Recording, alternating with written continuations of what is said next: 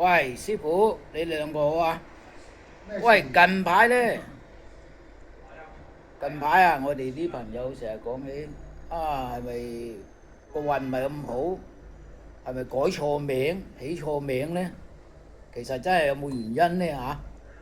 我改名啊，梗係有原因啦。人哋話落地喊三聲，好醜命生石，唔怕生壞命，只怕改壞名。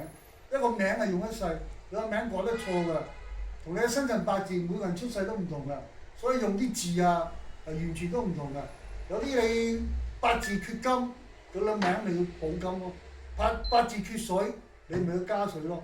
所以每個人啊，嗰啲用嘅名都係唔同嘅，所以好講究呢樣嘢。嗯，係啦，啱嘅啱嘅。咁其實呢，因為你熟唔熟啊？阿師傅改個名個名。咁你俾個時辰八字我，咁我根據你時辰八字，你睇缺乜嘢，我哋會都識俾到嘅。非常之可以幫助到嗰個細路仔以後一路成長啊，會走少好多彎路啊，所以個名係好緊要嘅。你紫微斗數其實開咗命盤就同批命一樣㗎啦嘛，係啊，睇到好多嘢㗎睇到好多嘢啊！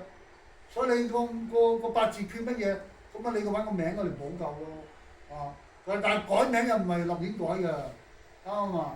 改名同起名唔同。係啊，唔同啊。起名係你冇名出世嘅時候嗰個名，有咩時候需要改名咧？除非你 feel 到就話喂病痛多啊，或者有咗呢個名之後咧，交運衰退啊，做嘢唔順利就改錯名啦。咁就所以需要再揾師傅改名。如果你已經係成人嘅話咧，你就問佢啦，幾時改名？有期限㗎。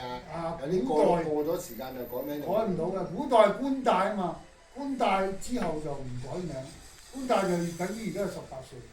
18歲係咯，成人之後咯。成年之後就唔改名啦。所以好多以前冇講咁遠啊，講幾十年前人哋啲做生意嘅，卡片都一個名括弧乜嘢，叫乜嘢字乜嘢嗰啲。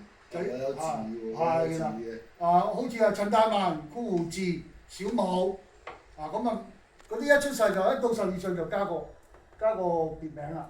咁因為防止你到時大嗰陣時唔使再改名。